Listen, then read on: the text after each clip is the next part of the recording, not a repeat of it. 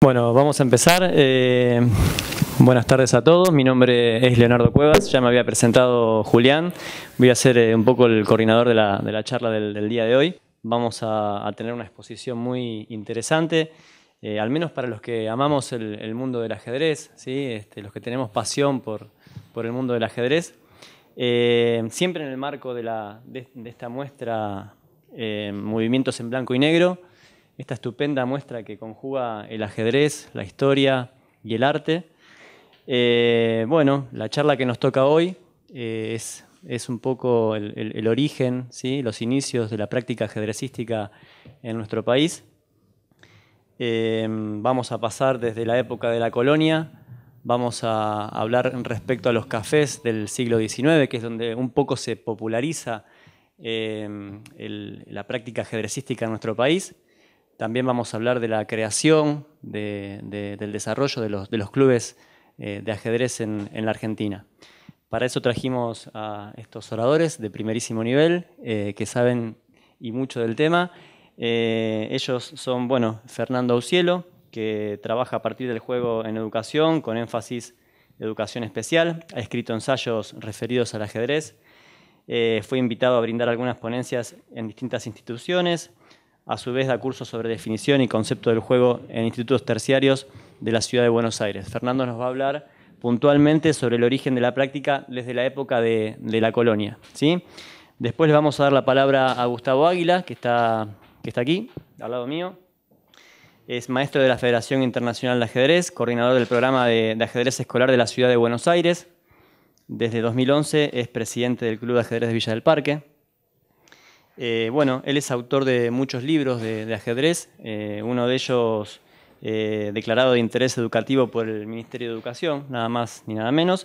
Él nos va a exponer sobre los cafés del siglo XIX, como antes les comentaba, donde se popularizó la práctica ajedrecística, ¿sí? Y sobre la formación de los primeros clubes en el siglo XX. Y por último le vamos a dar la palabra a Daniel Alper, ¿sí? Él es maestro también de la Federación Internacional de Ajedrez e historiador de ajedrez. Es uno de los principales, claramente es uno de los principales conferencistas de la temática en el país. Y él va a cerrar la charla hablando sobre las 10 sedes que tuvo el Club Argentino de Ajedrez. Por último, bueno, cuando termine la exposición vamos a hacer una ronda de preguntas, como pasó en la charla anterior. Así que, bueno, no los distraigo más. Le paso la palabra a Fernando para que nos hable. Muchas gracias. Porque se está grabando. Cuidado que... Hola. Sí. Bueno, muchas gracias, Julián, por invitarme.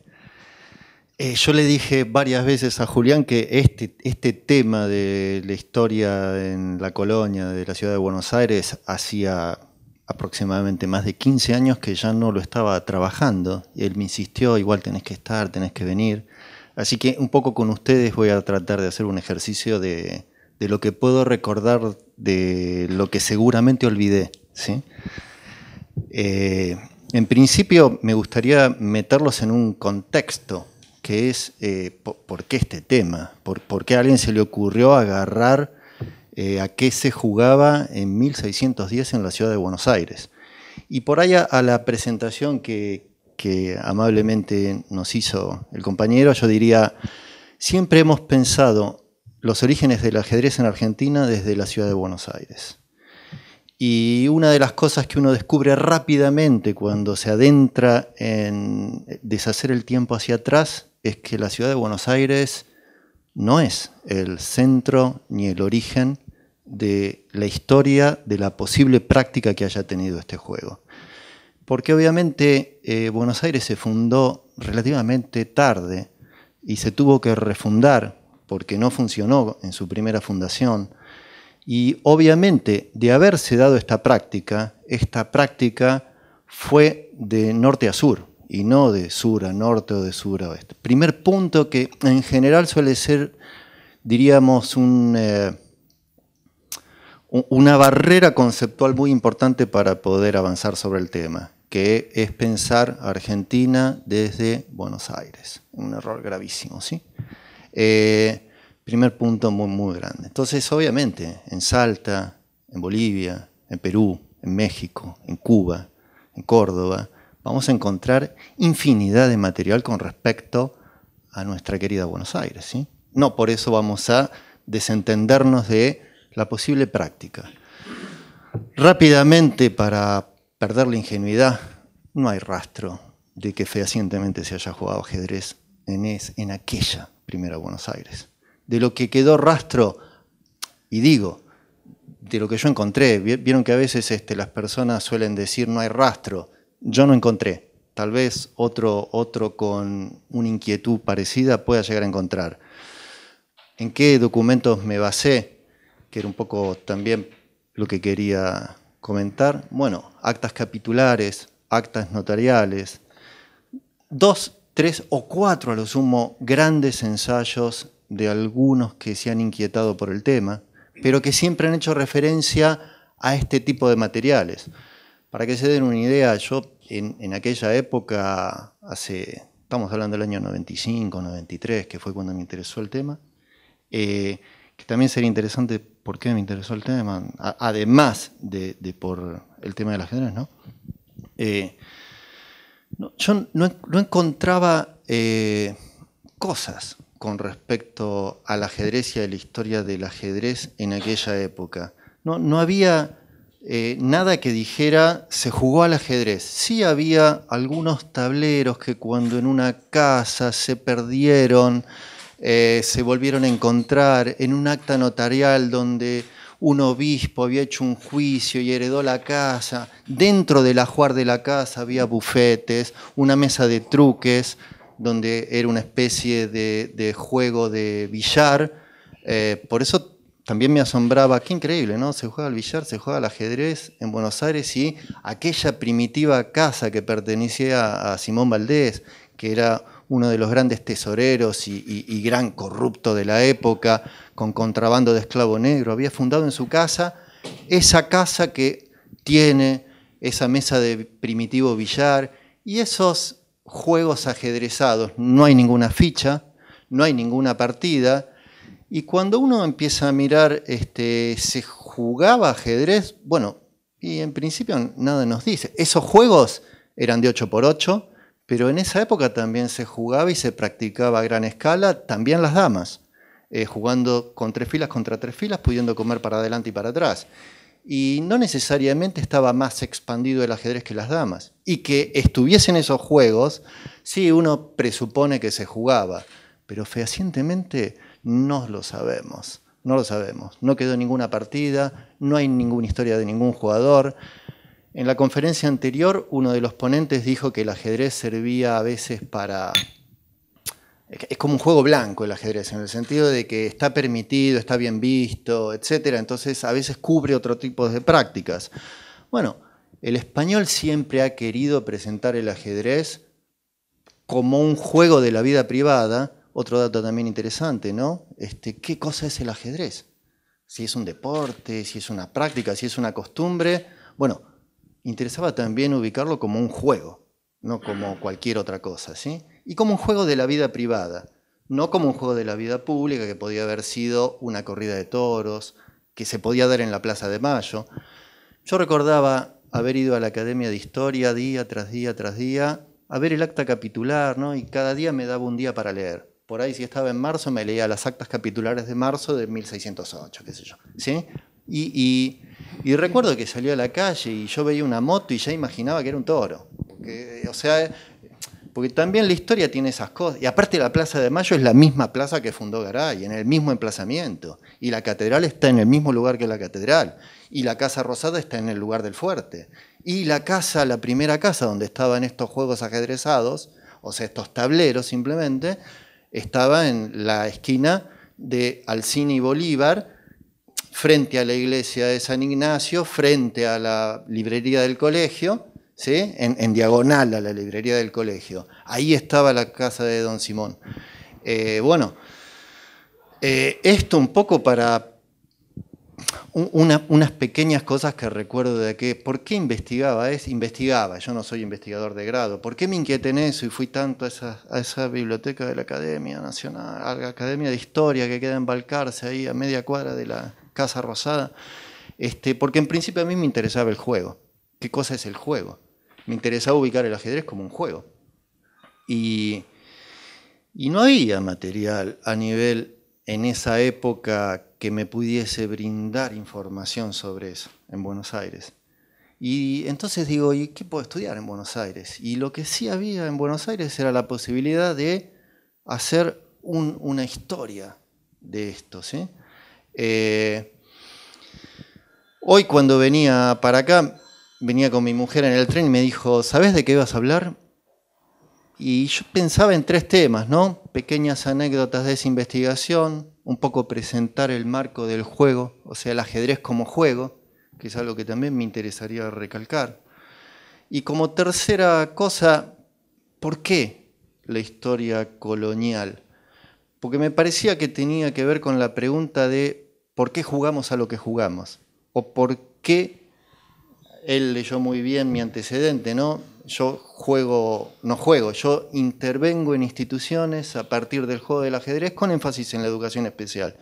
Y una pregunta del millón siempre es, ¿por qué hago esto?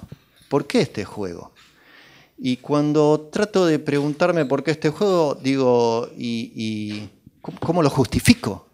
Y la presencia histórica es algo que a mí a veces me sirve para decir por qué este juego es el que estuvo. O sea, yo no es que lo estoy trayendo de cualquier lado. Es el juego que de vez en cuando puede llegar a correspondernos en tanto historia. Y ahí era el tercer tema que yo quería confrontar un poco, de justificar por qué el ajedrez en época de la colonia, que era un poco la palabra apropiación. Yo a veces digo, bueno, mi trabajo finalmente tiene que propender a la apropiación del juego de ajedrez por parte del otro. Pero eso significa que para el otro este juego es propio. ¿Y por qué es propio? Tal vez por estos antecedentes históricos que obviamente tendríamos que seguir hablando un poco más y más. Fui un mes a La Habana porque digo, bueno, está bien, no encontré nada en Buenos Aires. Voy a ir a La Habana a ver si se encuentra algo. Y ahí en La Habana seguí estudiando las actas capitulares, obviamente 30 años antes o 40 años antes del 1610, para ver cuál era la práctica que podía haber estado antes. Y después fui a Barcelona a ver si encontraba documentación que me pudiese vincular en esa misma época el juego de ajedrez, el juego de damas, los posibles juegos de tablero, en qué contexto poner ese juego de la vida privada, digamos, ¿sí? ¿Quiénes lo jugaban? ¿Cómo se arropaban? ¿A qué hora lo jugaban? Bien, ese artículo por el cual Julián a mí me convocó, que es el primer ajedrez de Buenos Aires, ¿no? Que a él le impresionó tal vez encontrar ese artículo. Bueno, ahí hay varias cosas con respecto a quienes me inspiraron. Viale Avellaneda con su magnífico artículo, Pérez Mendoza, digamos. Hay una historia muy rica. Naturalmente Raúl Molina, los juegos de truques y de ajedrez se practicaban en gran escala en la ciudad de Buenos Aires en el 1600. Ustedes tienen ahí una cantidad, el reverendo padre Furlon, Pedro Grenón, que es un gran historiador de los juegos coloniales. Ayer me escribió un mail de Córdoba, Lucas Peretti, diciéndome, me interesa la conferencia que vas a dar, porque estoy interesado en la ciudad de Córdoba, hacer esto en el contexto de la Universidad de la Ciudad de Córdoba. Y era bueno porque yo decía, cuando yo escribí eso, hace, no sé, una eternidad, la idea era un poco una ciudad de la colonia y que esto fuese replicado en otras ciudades. O sea que la construcción no era la historia en Argentina, sino la historia americana de esta práctica. Y en ese sentido ir desandando a través de la colonia y de cómo España fue viniendo, ¿sí? Bueno, creo que utilicé los 15 minutos que había correspondido, así no los dejo exhaustos y por ahí es más rico lo que ustedes a partir de estas pequeñas palabras puedan aportar o preguntar y podamos extender. Muchas gracias.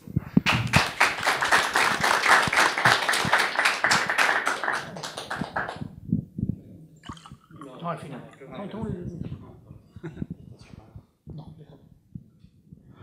Bueno, buenas noches.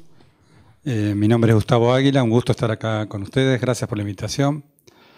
Bueno, el tema que voy a abordar es el tema de la vinculación entre los cafés y los primeros clubes de ajedrez.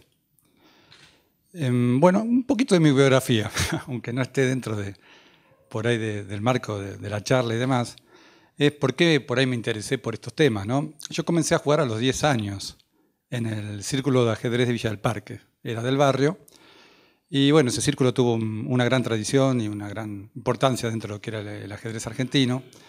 Y cuando llegué acá a la charla, también me emocioné mucho cuando mis compañeros que estaban charlando hablaban de los grandes eventos en los que habían estado.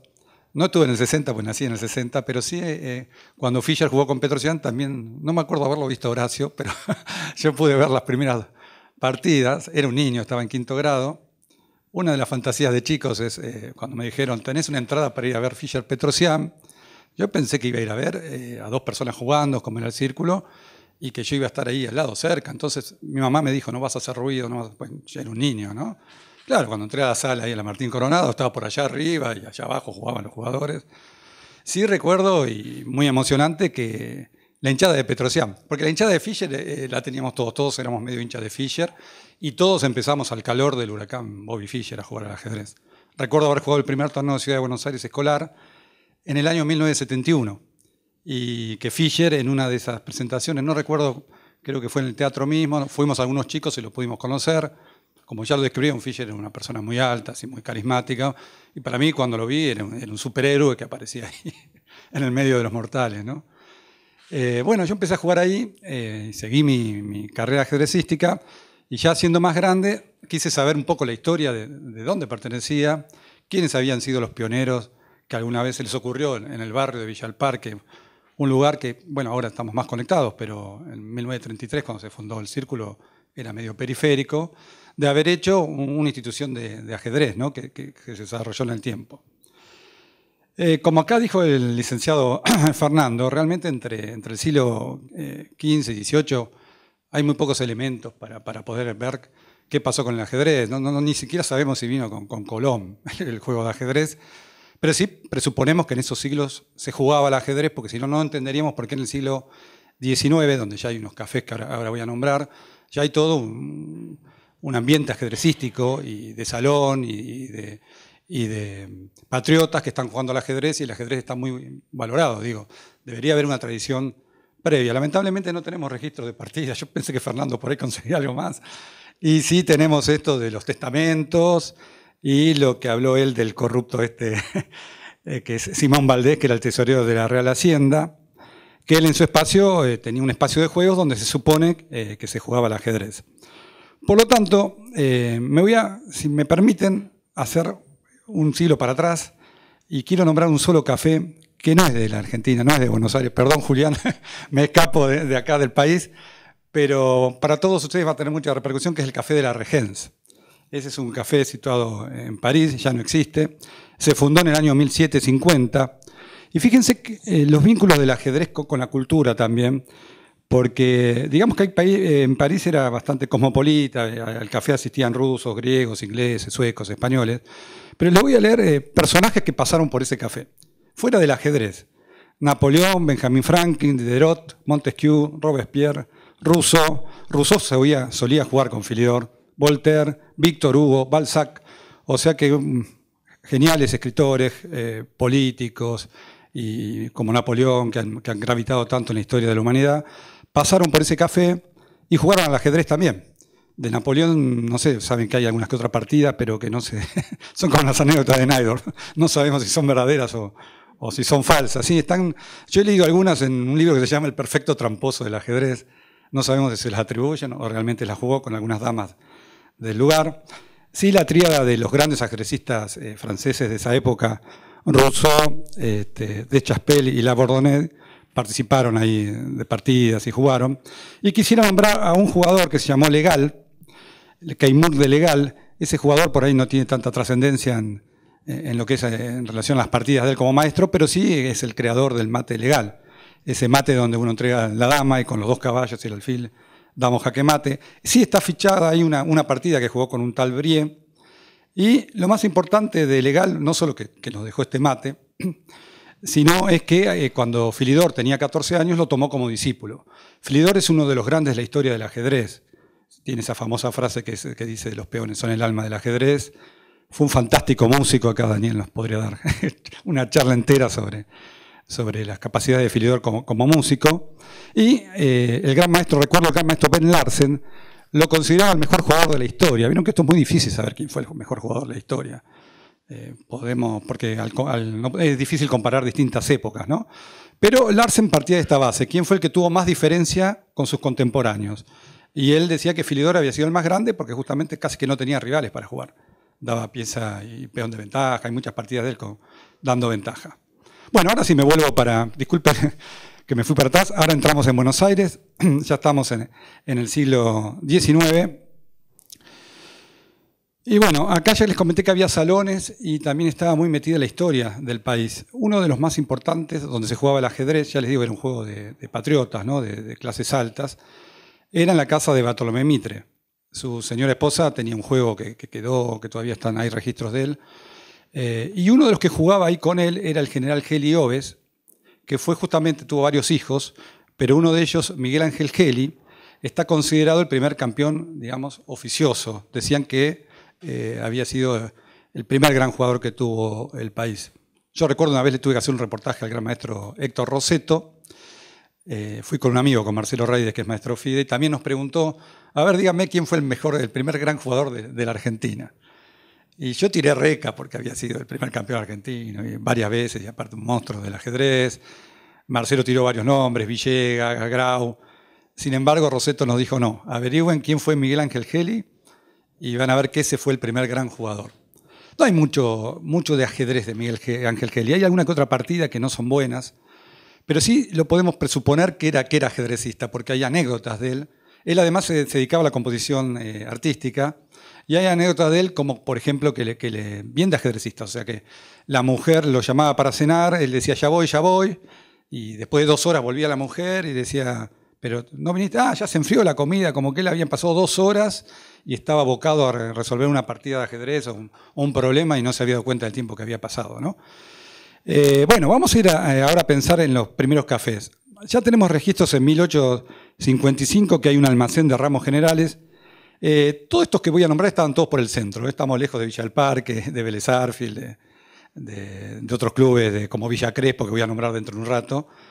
Todo esto pasaba en el centro. Este estaba en San Martín y Florida. Ahí sí se jugaba al ajedrez.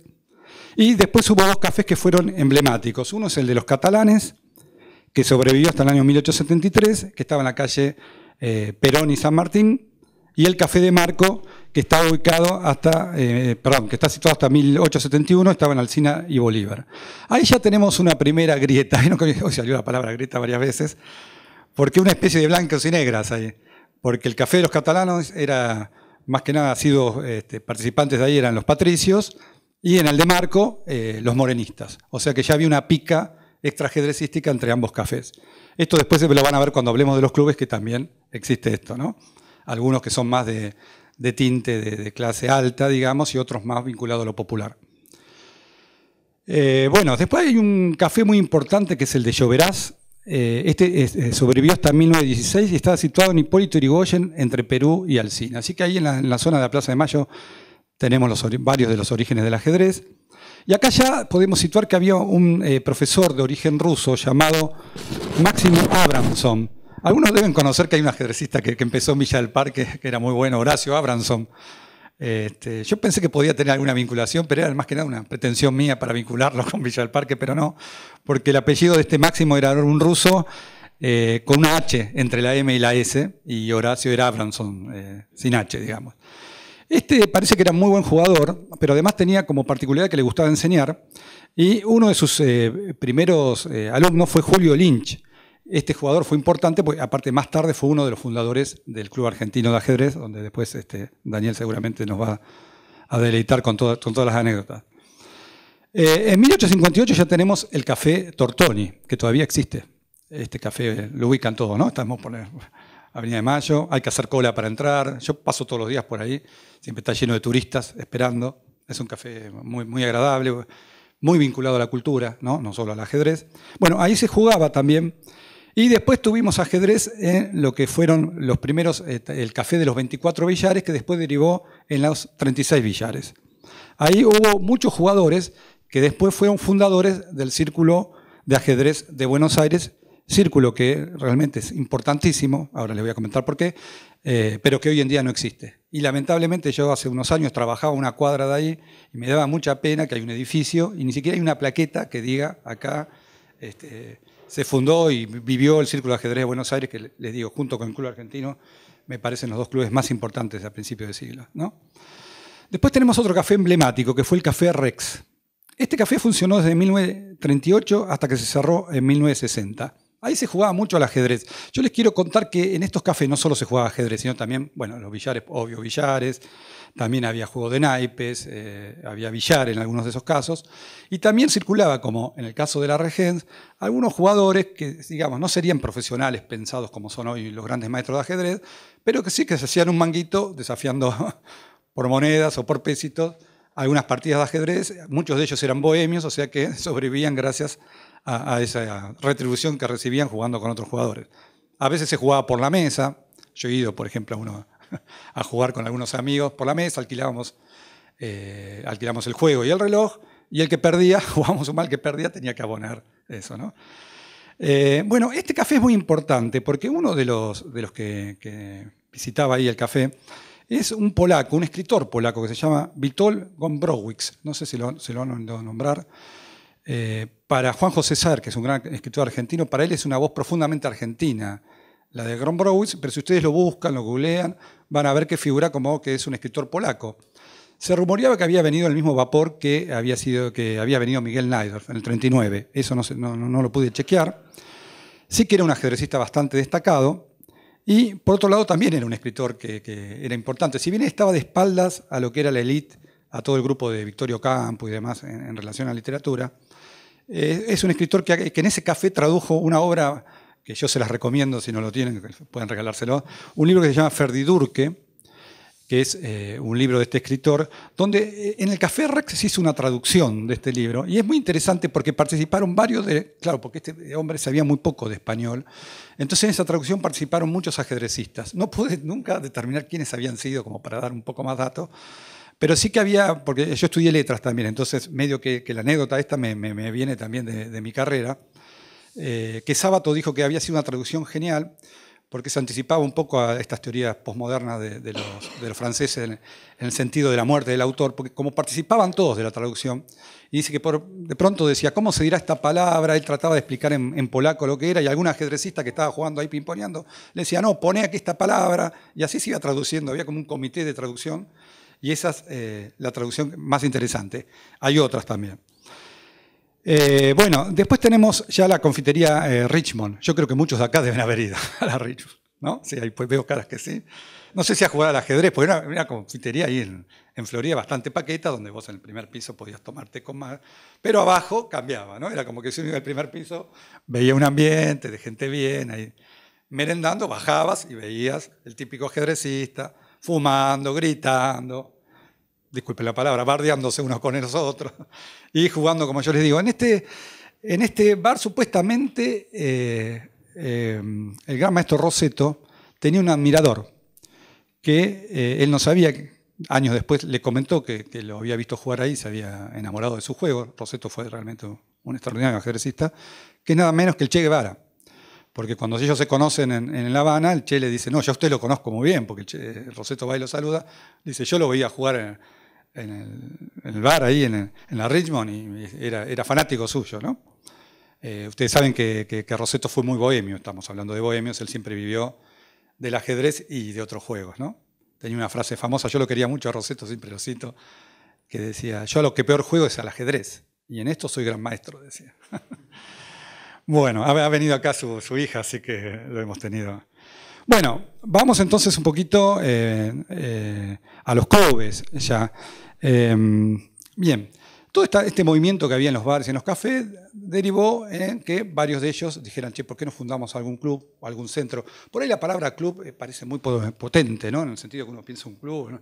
No, yo, por ejemplo, ahora cuando les diga el Círculo de Ajedrez Villa del Parque, se fundó en un cuartito en un bar que se llamaba Bijou, y eran 6 o 7. Supongo que los primeros inicios habrán sido iguales, porque hubo varios intentos. El primer club de ajedrez se fundó en 1881. Fue importante porque en ese centro, digamos, hubo una traducción de un libro de Henry Birr, es el de la defensa verde de la española, que se llamó Aperturas de ajedrez. Esta iniciativa no duró mucho tiempo y hubo varios intentos más que no duraron. Ya saben, yo soy presidente de un club de barrio, lo complicado que es a veces cuando no hay una masa grande, pagar los servicios, pagar el alquiler y demás, cuesta mucho, ¿no? Por eso se han cerrado muchos centros porque fueron importantes.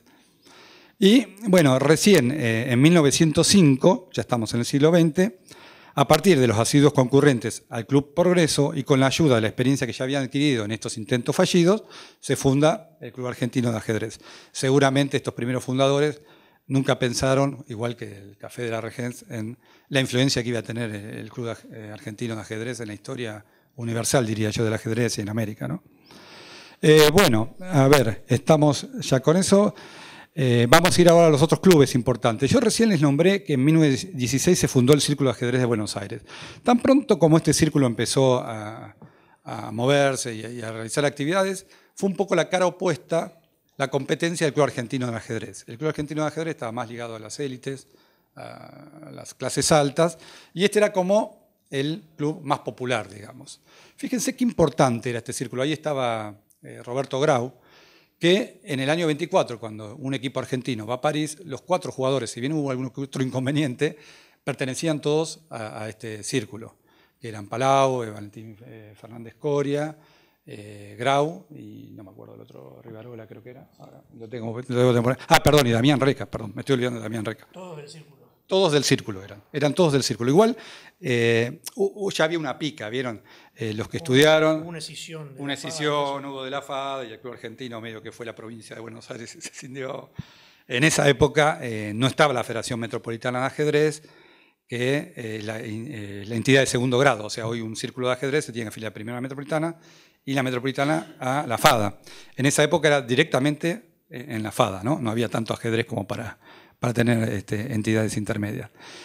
Y bueno, como yo les dije, más el Club Argentino estaba ligado a la alta sociedad y había cierta pica con el Círculo de Buenos Aires.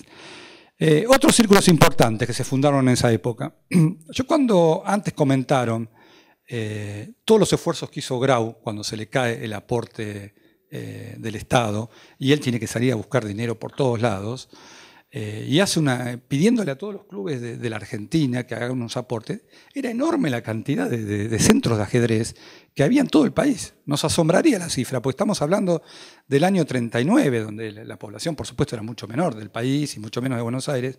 Había muchísimo más que los que hay ahora. Una cosa asombrosa. También, bueno, no teníamos internet, no teníamos nada, otras posibilidades de jugar al ajedrez, ¿no? Y era muy habitual que la gente fuera a estos espacios. Pero realmente era una cantidad enorme. Después se fundó el Círculo de Vélez Sarsfield en 1918. Este círculo fue muy importante, muchos de los que estamos acá hemos jugado. Yo creo que con Simón Durla, que está por ahí, creo que jugó una partida en un juvenil. No se acuerda Simón, pero yo sí. En 1974 jugué con Simón Lima en el Círculo de Ajedrez de Vélez Sarsfield. Ya en esa época estaba en Culpine y Alberdi. Había pasado por varias sedes, pero yo ya cuando lo conocí ya estaba en la última. Lamentablemente este club ya no existe. Creo que hubo a fines de siglo un intento por rehabilitarlo, estaba el profesor Lapic, pero la cosa no anduvo, se llevó a sus alumnos a Torreblanca. La fachada era una planta baja y había un primer piso parecido al Círculo de Villa del Parque en su momento, donde se jugaba al ajedrez y había mucha gente, y muy buenos, era un club muy importante. Después, uno que todavía existe, y todavía gravita, digamos, y ha sido, creo que junto con el Club Argentino, cuna de grandes campeones, es Jaque Mate. Jaque Mate ya es de 1926. Luego tenemos a Villa Crespo, el Círculo de Villa Crespo, yo también lo conocí, hemos jugado, no sé si Horacio jugó por ahí, estaba en la zona de Villa Crespo, por supuesto, era una sede chiquitita, lamentablemente en un momento no se pudo sustentar y sus pertenencias fueron al Club Atlanta. Yo ahí fui profesor, todavía estaba todas las mesas, juegos y libros que habían pertenecido a Villa Crespo. Había un jugador emblemático, Cayetano Reviso, no sé si algunos lo conocen, que jugó muchos campeonatos argentinos. Lamentablemente después el club Atlanta lo terminó tomando, chupando y ya no existe más. Es otro de las pérdidas. Bueno, y ya llego a mi círculo, el Círculo de Ajedrez Villa del Parque, que se fundó en el año 33. Brevemente, yo he leído bastante la historia del círculo, actualmente soy el presidente. Lo tuve que cambiar de nombre a Club de Ajedrez Villa del Parque porque cuando yo asumí hacía 25 o 30 años que no se mandaban asambleas ni nada. Entonces nos ocurrió con un grupo de amigos qué hacemos para mantener la sigla y pasamos de círculo a club. Pero creo que porque club, ya les digo, parece una entidad mayor, más grande, ¿no? Nosotros lo que tenemos es una sala alquilada en otro club. Me suena más círculo, digamos, que parece más chico y hasta a nivel vincular, digamos, nos conocemos todos, más de amigos y de ir a pasar un rato agradable que un club que por ahí hay mucha gente que uno no conoce. Bueno, se fundó en el 33, ya les digo, fue el desprendimiento de una serie de jugadores que jugaban en el Bar Bijou, que tomaron una sala, después consiguieron una sede mejor, pasó por un montón de sedes. En el año 2000, cuando fue la crisis, gran crisis económica que tuvimos, muchos de estos círculos desaparecían, entre ellos estuvo 10 años prácticamente arrumbado en lo que es el Club Pacífico hoy. Por suerte se conservaron las mesas y los juegos, y después un grupo de amigos tratamos de levantarlo. Bueno, un poco es esto. Yo lo que les quería comentar es esto, que si bien no tenemos tantos registros, prácticamente nada, partidas, pero sí podemos presuponer que la historia de los clubes de ajedrez está muy vinculada a lo que fue las salidas de los cafés. O sea, en los cafés pasaba de todo, el famoso cafetín de Buenos Aires, ahí lo dice, ¿no? Y se juegan partidas en el Café de la Regencia, que todavía se conservan. Lamentablemente en estos lugares medio informales no tenemos muchos registros de partidas, que es lo que más nos interesa a los ajedrecistas, ¿no? Siempre cuando dicen, miren, este jugador jugaba muy bien, uno quiere ver cómo jugaba, ¿no? Pero bueno, esto es un poco lo que yo les quería comentar, esta previa relación antes de los clubes y de los círculos que tuvieron con los cafés. Más adelante, para que acá nadie se me ofenda, se fundó un círculo. Ya me están mirando, pero yo lo tenía ahí, hay varios que me estaban por tirar con una flecha, y acá uno me estaba codeando. Le quise dar un poco... No, tenemos que hablar del Círculo de Ajedrez de Torreblanca. A mí me une... Les comento algo. Yo jugué en Torreblanca antes de que se fundara. ¿Por qué? Porque su gran dirigente, Marín, que fue el fundador, me invitó cuando yo tenía 10 años a un torneo que no me acuerdo dónde se hacía. Yo todavía tengo algunas partidas que he jugado ahí. Me llevaba mi papá los días domingos. Este hombre, Marín, era muy entusiasta del ajedrez. En Parque era un lugar que yo fue un torneo abierto. Y tengo algunas de las partidas todavía, porque las conservé. Y me acuerdo que le dijo a mi padre, no, este chico lo tiene que traer a Torre. Cuando yo funde... Y mi papá le decía, mire, nosotros somos de Villa del Parque, está a 2 cuadras de la casa.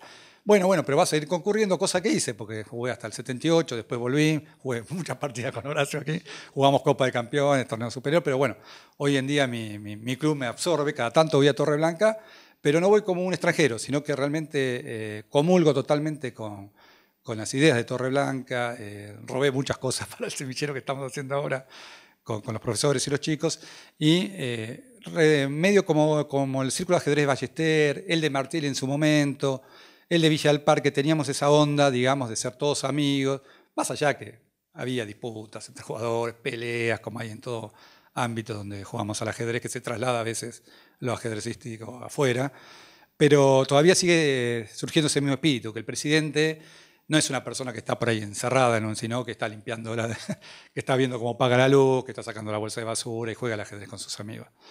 Bueno, este círculo hoy está, creo que está cubriendo el espacio de este recordado Círculo de Buenos Aires, ya que en algún momento el gran ajedrez pasaba por Torreblanca, sin desmerecer a los otros, ¿no? Ni a Jaque Mate.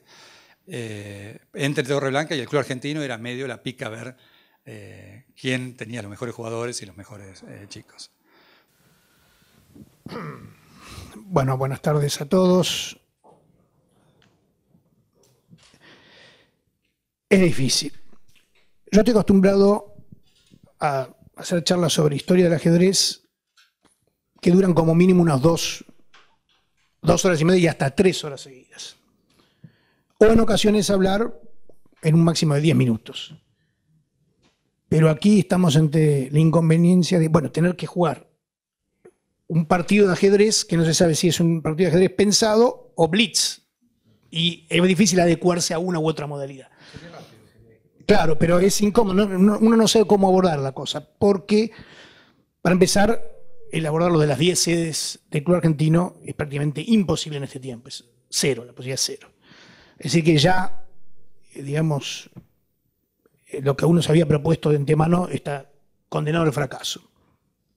Debido a la falta de tiempo y por la naturaleza de la exposición, que en un buen tiempo uno puede, tratar la cosa con profundidad en cada uno de los aspectos, hacer toda clase de consideraciones en torno a hacer digresiones que le dan color a la cosa, o en el caso de 10 minutos máximo, tirar como bombas cosas de efecto, de color y punto. Aquí vamos a encontrarnos en un problema insoluble, lamentablemente. Pero bueno, vamos a hacer lo que podamos.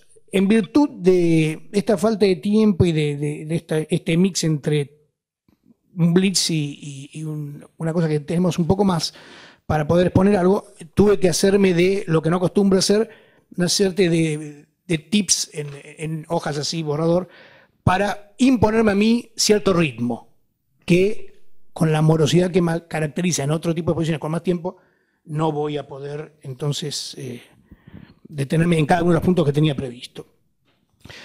Bueno, el desafío quizás se ponga para otra ocasión el abordar las 10 sedes históricas, pero vamos a hacer aunque sea una suerte como de índice de las 10 sedes. Antes que nada, ustedes saben que el club argentino, aquí me han dicho que fue elitista, etc. Bueno, veremos que ya desde su fundación no lo fue, que a lo largo de su historia tampoco lo fue, pero que sí hay algo de cierto en algunos aspectos. O sea, estamos a mitad de camino. ¿Hubo bolilla negra, como dicen? La hubo, es cierto.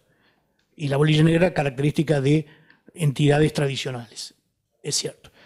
Pero por las características, ya desde su fundación vamos a ver por qué sucedía esto.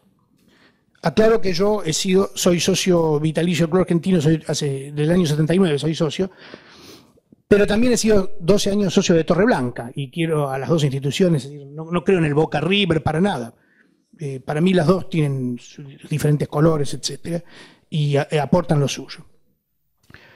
Bueno, el Club Argentino de Ajedrez se transformó en el aspecto cultural a partir de 2013 en una suerte de museo que la Embajada Rusa bautizaron el Museo de la Gloria Ajedrecística, con la presencia del mismísimo embajador de Rusia. Ustedes saben que la palabra gloria para los rusos es muy cara, porque en el himno, en todos lados, ponen la palabra gloria como algo, para ellos es algo muy caro.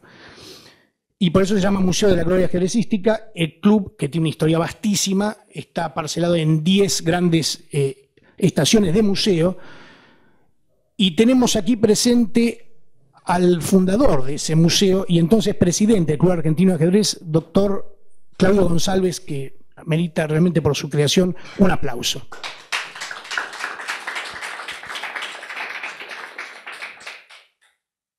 El club ya entonces está inserto en el programa de la Noche de los Museos, ya como museo mismo, no como museo, todos los noviembre, comienzo de noviembre o fines de octubre, depende de los años, ¿no?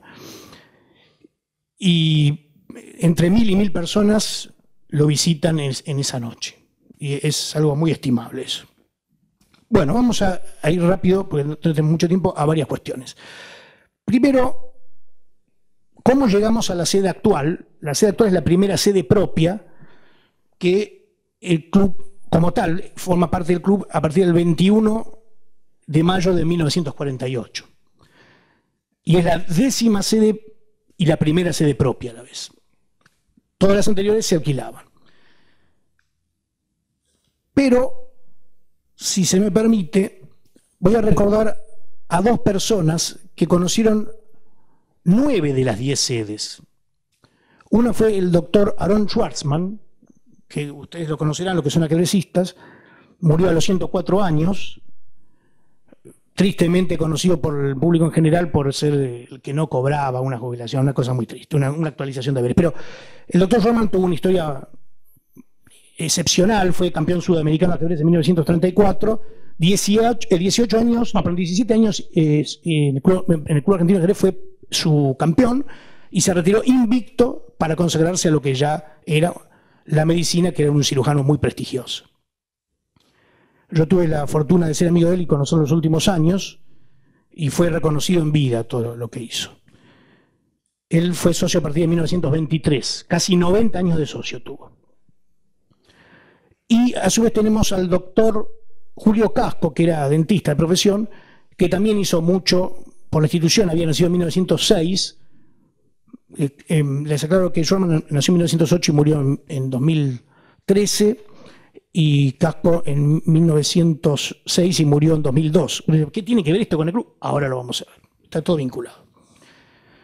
Por lo menos hasta llegar al momento de la sede actual. Bueno, ¿cómo nace el Club Argentino de Ajedrez? El Club Argentino de Ajedrez nace de la iniciativa de una serie de jugadores que provenían de diferentes fuentes. Ahí está la cuestión de si era o no elitista. Fíjense qué interesante. El Club Argentino de Ajedrez se fundó como consecuencia de una necesidad. La cuestión fue más o menos así. Como bien cita acá Gustavo, existía ya otros clubes con antelación que no eran exclusivamente de ajedrez, excepto el citado Club de Ajedrez fundado en 1881. Por ejemplo, en 1852, es decir, muchísimo antes, había un club de ajedrez que es el más antiguo de Sudamérica, que es el Club del Progreso, que tenía una sección de ajedrez. Parte de los habitués del Club del Progreso en ajedrez son parte de los socios fundadores del Club Argentino. Esos sí eran los bien, digamos, los del league. Recuerdo que a comienzo del siglo el Club del Progreso hasta rivalizaba con el Jockey Club. Eran como el Boca River de los clubes más exclusivos. Muchos presidentes y expresidentes eran socios del Club del Progreso. Bueno, varios de los socios fundadores surgieron del Club Argentino, surgieron de ese club, querían crear un club exclusivamente de ajedrez, y otros surgieron, y aquí la cuestión de por qué no era solo elitista, de diferentes fuentes. Otros clubes, estaba también el Club Escandinavo, que se había fundado en 1900, quebró en 1907, pero había otros clubes también, que no eran exclusivamente ajedrez, pero los ajedrecistas se sumaban, pero principalmente, como él describió, el Café Lloveras, que es el que estaba en Victoria, hoy es Hipólito Yrigoyen, y entre Perú y Bolívar. En ese café se juntaban muchos de los socios fundadores también del Club Argentino. Y esos no eran de clase alta, más bien no gastaban nada en lo posible, no gastaban ni un café. Bueno, de ese mix de muy fuertes jugadores del Lloveras y de otros cafés también, pero principalmente de Lloveras, y de algunos clubes, muchos del Progreso, surgió el tema de los socios que fundaron el Club Argentino de Ajedrez en los altos de otro café que era el Café Lucio, que quedaba en la esquina de Buen Orden, que hoy vendría a ser Bartolomé Mitre, y San Martín. Los altos Café Lucio quedaban en lo que sería hoy Bartolomé Mitre 491. Es curioso esto. El Café Lloveras se derrumbó en 1916, porque ese lugar lo ocupa hoy la que es la legislatura porteña, que se empezó la primera sala a hacer en 1916. Y también en el mismo año, 1916, el Café Lucio, el lugar donde se fundó el Club Argentino de Ajedrez, desapareció porque ahí es donde está la sede central del Banco Provincia. Y como pasa con lo que vos dijiste, no hay ninguna placa que recuerde absolutamente nada. Es más, excepto la sede actual del Club Argentino, el resto de las sedes no tiene absolutamente ninguna placa que recuerde nada de su riquísima historia. Bueno, entonces, vamos a hacer un poco más rápido esto. Este mix de socios con gran poder económico que venían del Club del Progreso y con una estructura ya formada, y a entusiastas del Café Lloveras, da el 17 de abril de 1905, en los altos de ese café, la fundación en la que ya venían trabajando desde el comienzo de año, de una suerte de acta provisional. Y luego se elige rápidamente al presidente, que es el doctor Molina Carranza, que venía del Club del Progreso, por supuesto. Al año siguiente Él fue el primer presidente. Ya el primer año desiste, declina, porque lo llaman ministro de gobierno, en 1906, ministro de gobierno de la provincia de Buenos Aires al primer presidente del club. O sea que tenía todo un trabajo, en esa época eran todos conservadores. Ya fíjense a qué nivel se manejaban los fundadores del club argentino. Bueno, vamos a acelerar un poquitín. El club no tiene su sede en los altos de ese café. Ahí se funda, pero no tenía una sede propia. ¿A dónde va entonces? Provisionalmente se hace una segunda acta en la Avenida de Mayo 945. Ahí se reúne la comisión directiva. Bueno. Pero la primera sede realmente propia, que se alquila, les aclaro que las 9 sedes precedentes a la actual, todas fueron alquiladas, quedaba en Bartolomé Mitre 1281. Esa fue la primera sede del Club Argentino de Ajedrez. Bartolomé Mitre 1281. Estuvo entre el 22 de mayo de ese año de 1905 al 29 de noviembre de ese año. Pero en el interín, siempre dentro de esa sede, se crea el 1 de agosto la legendaria revista del Club Argentino de Ajedrez. Y por primera vez se observa en su tapa el logotipo del club, que era un caballo con el que dice venceré. Ese caballo era azul marino y concordaba con el ideario que tenían los socios fundadores, que era crear una entidad en donde el ajedrez sea, digamos, la actividad central y que propenda a la reflexión y aleje tanto a la juventud como la gente en general de los vicios que provocaba, por ejemplo, los juegos de azar. Ellos siempre abjuraron de los juegos de azar. La ironía hizo que con el tiempo, pasando las décadas, el Club Argentino de Ajedrez en su momento vivió de los juegos de azar. Hasta hubo un presidente que fue preso por el tema del póker, los dados, etc. Así que bueno, la necesidad tiene cara de hereje, curiosamente. Pero bueno, el punto es que, esta es la parte más interesante, ¿qué significa ese caballo? ¿Y por qué tenía un color azul marino? Porque el azul marino es muy interesante, un caballo azul marino. ¿Por qué tiene ese color? El azul marino es el color del cielo nocturno. Y el símbolo está precisamente que la actividad ajedrecística, la reflexión en general, es más fecunda durante la noche. Por eso el club abría sus puertas a las 5 de la tarde recién, cuando la gente terminaba su jornada laboral, y cerraba los días hábiles a las 3 de la mañana y a las 4 de los fines de semana. Sí, decime. En relación a esto que está comentando Daniel, para seguir transmitiéndoles la interactividad de la muestra con las charlas, que tenemos en exposición el año 1, número 1 de la revista del Club Argentino de Ajedrez, con el famoso caballo del que habla Daniel. Perfecto. Voy a acelerar porque no nos dan los tiempos, lamentablemente. Bueno, empieza ya desde el vamos, ya es el 6 de agosto de ese año, empiezan los matches telegráficos, ya empiezan en grande desde el comienzo, ¿no? Con el Círculo de Ajedrez de Montevideo.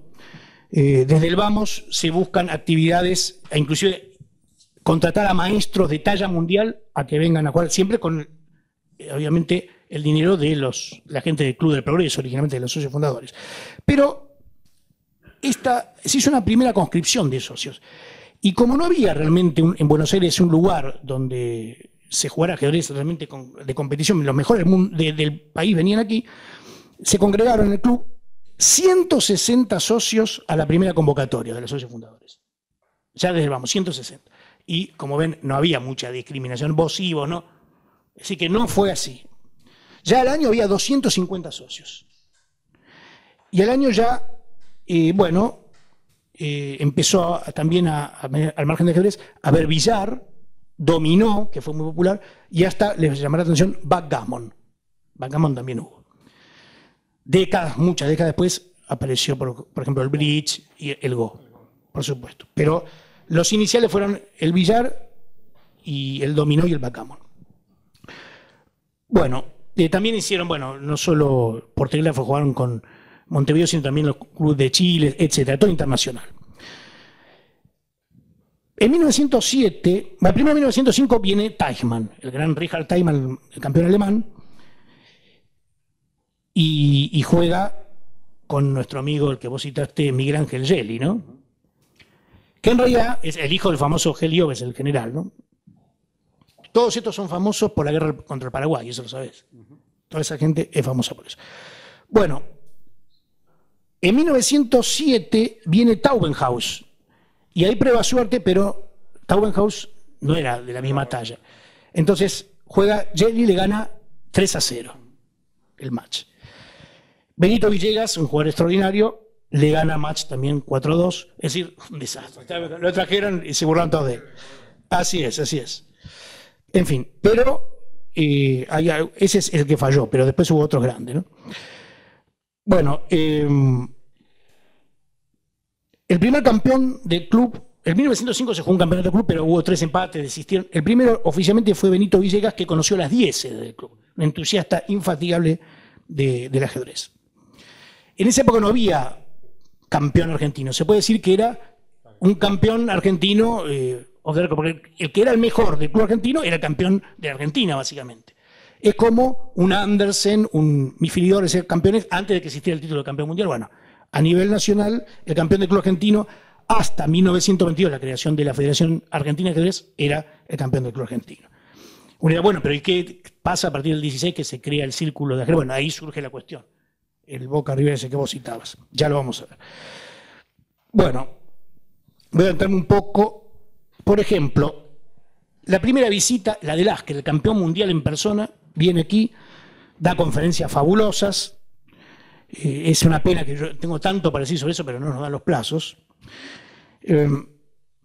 Tanto para Lasker como para Capablanca, que vendría el año siguiente, es tanta la expectativa de la gente, pero tanta, que desborda la capacidad del club, ya era amplio, desborda completamente. Me voy a decirles que la segunda sede se crea el mismo año de la fundación. Se muda para buscar un lugar más amplio, que es la que quedaba en Cangallo 833, es decir, en Perón, la actual Perón 833, que hoy hay una sede de Larva, para fundar el puesto de la provincia de Buenos Aires, muy gracioso. Esa es la que más duró después de la sede actual, la que tenemos hoy, desde el 29 de noviembre de 1905 hasta 1926, mediados de 26, que ya vamos a ver. Bueno, en esa sede gloriosa se dieron un montón de cosas, ¿no? Bueno, ahí por ejemplo visita Lasker y Capablanca, tanto en el 11 como en el 14, Capablanca viene 2 veces ahí, y Lasker en 1910. Como era tan grande la expectativa, se alquila el Salón La Argentina, que curiosamente queda en Rodríguez Peña 361. En ese lugar después se cerró y se volvió a abrir. Hoy hay un teatro que se llama Palacio La Argentina, lo pueden visitar y van a conocer un lugar que precisamente hizo actividad tanto Lasker como Capablanca, dieron sendas simultáneas, etc. Eso es curioso, la pueden visitar. Salvo los pisos que se cambiaron y ahora se usa para obras teatrales, esa sede se alquiló durante mucho tiempo, es un lugar muy lindo. Era cuando venían personajes de talla mundial, como estos dos monstruos, y venía demasiada gente. ¿Recuerdan lo que pasó con Kasparov cuando visitó el club argentino? Desbordó. Bueno, como no había espacio en el club, en la sede de Cangallo 833, alquilaron el Salón La Argentina, que es un lugar muy amplio, que hoy pueden visitar. Recuerden, Rodríguez Peña 361. La pueden visitar cuando quieran.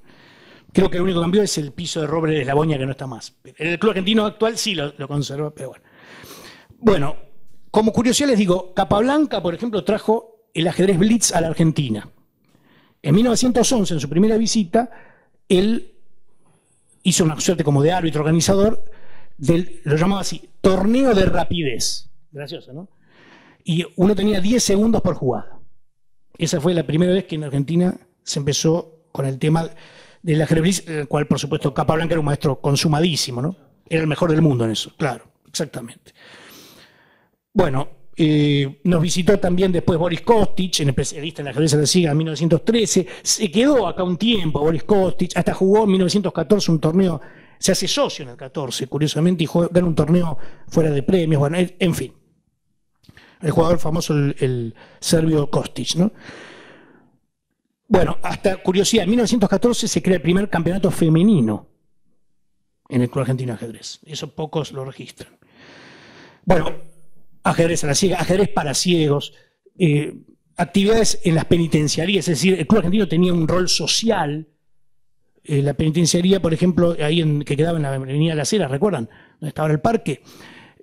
Al Club Argentino de Agradecimiento los presos le compraron un hermoso reloj que hoy se encuentra en el club, que tiene precisamente ajedrez, dados, billar y dominó también.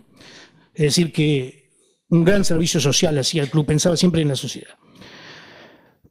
Hay cosas curiosas, por ejemplo, entre el 18 y el 19 estuvo casi 8 meses socio del Club Argentino Marcel Duchamp, el legendario artista plástico que se hizo famoso, para la gente que no conoce, por el famoso Mingitorio, pero obviamente fue una gran artista del siglo XX y además un consumado ajedrecista. Representó infinidad de veces a su país, a Francia, y también jugó, ya lo vamos a ver después, en un match que también jugó el amigo Schwarman tiempo después. La frase famosa que decía que no todos los artistas son ajedrecistas, pero todos los ajedrecistas son artistas, esos lugares comunes que siempre se citan. Pero bueno, el punto es que, vamos a adelantarnos porque no tenemos mucho tiempo, el primer torneo nacional, en el 21, lo gana Reca, eso es famoso, y ahí destacan varios jugadores del círculo de Buenos Aires, que Grau mismo, etcétera, Palau, etcétera. Y hay una pica permanente, por eso en 1923 se separa el Club Argentino de Ajedrez de la FADA. Bueno, ahí toda una cuestión. En 1924 recordarán el famoso compositor Julián Aguirre, uno de los grandes compositores clásicos que utilizaba el folclore y lo mezclaba con música culta. Bueno, muere siendo el socio del Club Argentino de Ajedrez en el Club Argentino de Ajedrez. Curioso, ¿no? Jugaba billar y ajedrez, murió en el club, curiosamente. Bueno, vamos a ver. Estamos muy corriendo con el tiempo. Bueno, esto ya pasamos el 25. Bueno, aparece en curso de ajedrez por radio del gran Julio Lynch, que vos citabas, ¿no? En Radio Cultura. Bueno, y ahora resulta que avanza el progreso en la ciudad y se crea la Diagonal Norte. Entonces le intima a la municipalidad, bueno, se van a tener que ir de ahí porque justo atrás de la casona estamos construyendo la Diagonal Norte. Entonces, desde ahí, después de casi 21 años, el Club Argentino de Ajedrez debe mudarse de Cangallo 833 y se muda a la legendaria de Carlos Pellegrini 449. Es legendaria porque ahí es donde se jugó el Campeonato Mundial de Ajedrez entre Capablanca y Alequín, ¿no? Bueno, esta era la Carlos Pellegrini Angosta, etcétera. Esto es del 26 al 29 estuvo, del junio 26 al 29. Resulta que, ¿por qué cito acá ya en el año 23, recuerdan, empieza a ser socio del club Aaron Schwarman, y en el 24, Casco. Los dos iban a ser testigos del match Alequín Capablanca. Ya de chiquitos crecen junto con el club. Y en el 26, Schwarman le gana a Alequín en una exhibición que dio en el Club Argentino de Ajedrez. En el 26 fue contratado a Alequín. Y a raíz de eso, gustó tanto que Marcelo Tavel, etcétera, juntó los fondos, es largo explicar, pero Capablanca pidió unos fondos gigantescos para organizar el título mundial. Finalmente, el gobierno le allana el camino, junto con fondos que consigue el presidente Lizardo Molina Carranza del Club Argentino, que a su vez era socio del Jockey Club y hace que el Jockey Club también ponga mucho dinero. Bueno, muchos colaboraron. Hasta la Radio Prieto, que era la ex Radio Argentina, que después volvió a hacerlo también, colaboró porque se transmitió por radio ese match, increíblemente. Bueno, en el 27 también vuelve a integrarse a la FADA. ¿Y dónde quedaba esta sede? Quedaba en la Carlos Pellegrini Angosta, también estaba Corrientes Angosta, y estaba frente a la iglesia San Nicolás de Bari. Es curioso porque décadas después eso se tuvo que derrumbar, la iglesia de San Nicolás de Bari se derrumbó, y ¿qué hay ahí ahora? El obelisco. Curioso. Ahí se jugó el match entre Alequín y Capablanca. Les aclaro, por ejemplo, el Hotel Majestic es otra de las curiosidades que pueden encontrar aún hoy, es donde se hospedó Alequín durante el match. Se encuentra en la calle Libertad, todavía existe. Bueno, y entre el agua explicaba los dineros, oromas, etcétera, etcétera, toda una fortuna que pedían, entre Marcelo Tavel, el Jockey Club, el Club Argentino, el Club del Progreso, que también colaboró, el Banco Hipotecario, el Diario de la Nación y otros más, juntaron los 40.000 pesos que costaba el match, que era una fortuna incalculable en esa época. Bueno, no voy a hablar sobre el match porque no nos da el tiempo. La pérdida de Capablanca de ese match se decía que estaba en broma jugada. El asunto es que el resto de su vida pretendió recuperar el título y nunca tuvo la revancha. De hecho, casi la consigue en el año 39 aquí en el club de nuevo. Pero bueno, había en el 27 80.000 receptores de radio. Y ahí se transmitía el match por Radio Prieto. Increíble, ¿no? Por eso pagó, fue uno de los colaboradores para el match, el Radio Prieto, ¿no? La ex Radio Argentina, y que volvería a ser después. También escribió para el Radio Crítica, el diario Crítica Capablanca, durante el match. Bueno, pocos saben que hasta la tercera partida se podía ver a través de una sala con cristales, hasta 15 personas, el match. Después eso no se pudo hacer. La cuarta y la 16ª partida, por supuesto, se jugó en el Jockey Club de la calle Florida, la Florida 559, que es donde hoy está la Galería Jardín, ¿conocen? Que tiene hasta salida por Tucumán. Bueno, ahí estaba el Jockey Club originalmente, hasta que se quemó en el año 50, la quemaron en el año 53, ¿no? Por supuesto. Marcelo T. Alvear hasta estuvo en la suspendida la 17ª partida. Recuerdan que Capablanca le dijo a Marcelo T. Alvear, discúlpenos que no podamos, justo por esta suspendida, dar un espectáculo digno de su presencia, ¿no? Una galantería que tuvo con el presidente. Bueno, en fin, hay 1000 anécdotas que tenemos que sortear. A partir de mediados del 29 hasta el 35, la sede del Club Argentino de Ajedrez fue Perón, o sea, Cangallo, Perón 1448, que en esa época, por ejemplo, visita Tartakovsky en 1931. Aquí, ahí se empieza a destacar también Schwarzman. Él gana el torneo del club y finalmente desafía a Julio Lynch, lo vence y a partir de ahí defiende infinidad de veces su título hasta el año 49, cuando se retira sin jugar. Y bueno, la última vez que defendió sobre el tablero fue en el 48, ¿no? Bueno, juegan matches donde participa Marcel Duchamp en el 32, gana Argentina. Schwarzman jugó en el primer tablero contra el Caixa de París. En el 1935 al 36, tengo que acortar porque no dan los tiempos, en Maipú 628, un local que perteneció, una casa que perteneció a la esposa de Carlos Pellegrini, nada menos, una curiosidad. Bueno, ahí también se jugaron torneos por equipos entre el Club Argentino y el Círculo, que eran como el Boca River de la época, y ganó el Club Argentino 21-19, después al año siguiente se vuelve a jugar y vuelve a ganar el Club Argentino, ahora de manera más abultada, 25-15 en el 37. Schwarzman defiende su tiro permanentemente. En el 32, Casco es el otro, el que les nombraba secretario del club y lo felicita, son muy amigos, etc. Y ahora viene algo curioso. La sexta, sede del Club Argentino fue en Avenida Mayo 1411. Es la única sede ex-sede que aún hoy está en pie. Si visitan, acuérdense, Avenida Mayo 1411 es un lugar antiguo, enorme. Eso era antes el Club Argentino. Curioso, ¿no? Y es un lugar soberbio. Estuvo de 1937 a mediados de 1939. Bueno, después me adelanto un montón de cosas. Otra sede importantísima fue la de Bartolomé Mitre, 2152, ahí en 11, ¿no? ¿Por qué fue importante? Porque nada menos de 1939, de medio de 39 al 41, o sea, cuando fue el famoso problema de la Segunda Guerra Mundial y se quedaron todos acá, era la sede del Club Argentino, ¿no? Que ustedes saben, se jugó en el Teatro Politeama, recuerdan, ahí en Avenida Corrientes 1478, casi esquina Paraná, ¿no? Muy cerca de lo que hoy es, a metros de donde está el Teatro San Martín, claro.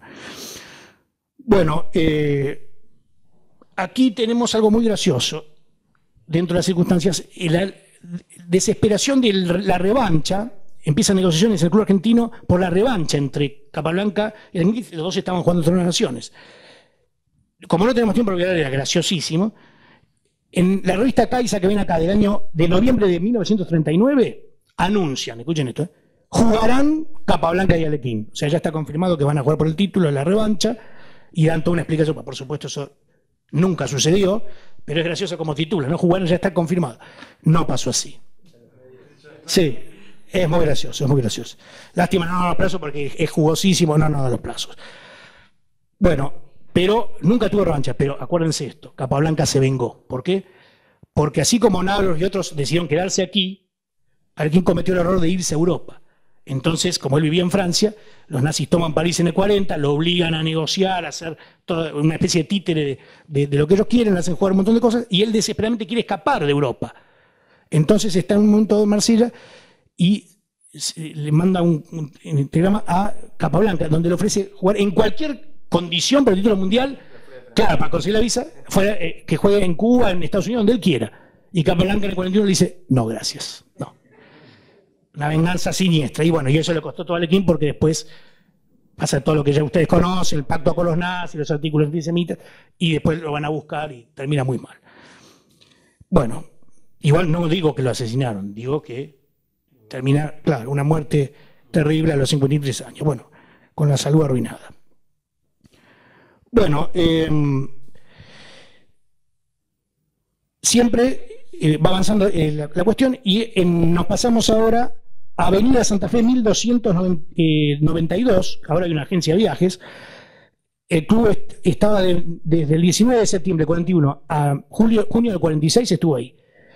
Y es una curiosidad esto. Yo estuve, pero yo tengo los membretes de la época, sigo todo. No lo van a poder creer. Ya en la octava sede, faltando más, ¿no? Ya tiene el club, es el teléfono que actualmente tiene. El teléfono. Antes se podía llevar el teléfono a uno. Entonces el prefijo era Cuyo, que después pasó a ser 41 y después 811 y es 4811. Bueno, y el sufijo es el mismo. Curioso, ¿no? Y se fueron mudando de lugar con el mismo teléfono. Eso es una curiosidad que yo me di cuenta por los membretes, etc. Una curiosidad. Y la curiosidad también es que esa sede queda casi en la esquina de Talcahuano, pegado a pocos metros de donde, de la iglesia San Nicolás de Bari, en la actual ubicación. Es decir, que ambas entidades tuvieron la misma secuencia. Yo me acuerdo de unas charlas, algún día voy a sacar a luz una serie de grabaciones que hice en la casa del doctor Roman con Casco, con Larsen, con Benco, gente magnífica, y yo les pregunté un montón de cosas. Entonces, digo, ¿cómo sabe usted que cerraba a las 4 de la mañana? ¿Cómo lo recuerda? Dice, no, porque sonaban en 1917 sonaban las campanadas de la iglesia San Nicolás de Bari, y entonces el gallego Pepe nos decía, señores, hay que cerrar. Digo, perdón, ¿usted se refiere, gallego Pepe, a la ordenanza José Vázquez? Entonces me mira y lo dice, no, estuvo ahí, no puede ser, ¿cómo sabe esto? Estuvo ahí. Esa fue graciosa, ¿no? Pero bueno, el asunto es que después, la siguiente es Arenales 1626, de junio del 46 al 21 de mayo del 48. Y bueno, ahí Leonardo Lippi, se lo conocen, ¿no? Tuvo una cosa con Schwarman, que son anecdóticas, muy graciosas, un match que terminó 3-0, que él quería, estaban empatados, quería jugar el campeonato argentino y Schwarman le dice no, uno dice que estuvo mal, otro que no podía.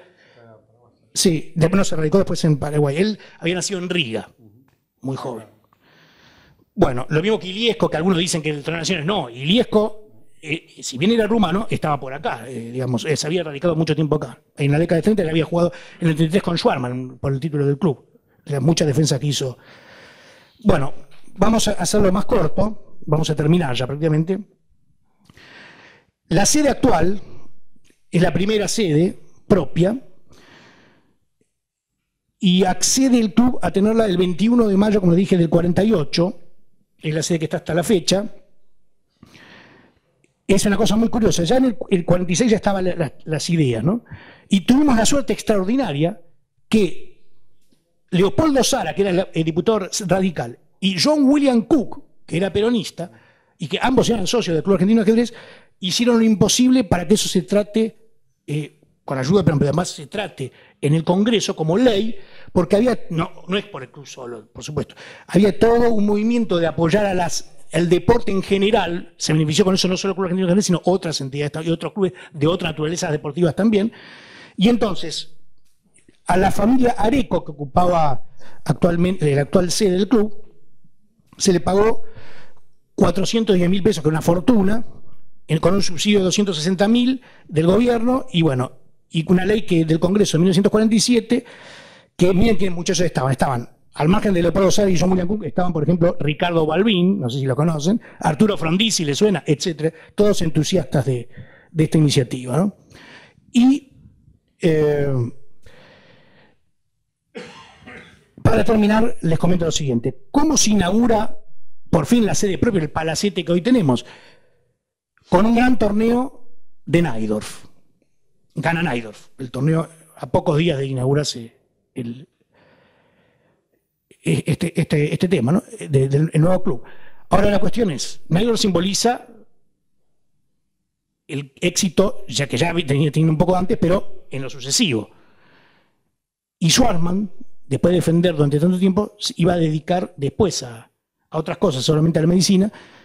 El del año 48, es decir, el mismo año que se fue, en septiembre, defiende por última vez su título. En el 47 se consigue, gracias a uno de los miembros de la comisión directiva, ¿quién es? Julio Casco, el tesorero. Es decir, estos dos están implicados siempre en los momentos claves del club. Y siendo Schwarzman 2 años mayor que Najdorf, lo sobrevivió, obviamente, bastante, 16 años más. Y con ese ascenso de Najdorf y con ese despido de Schwarzman, que conoció todas las sedes menos la original, con ese despedirse de Schwarzman, me despido yo de esta charla. Les agradezco.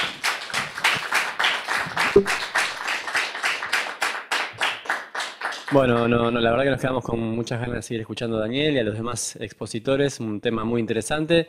Lamentablemente se nos acabó el tiempo. A las 9 nos están echando, ya son 9:05, así que bueno, nos está esperando ordenanza para irnos.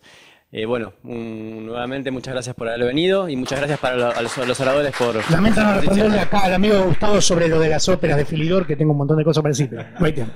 Gracias.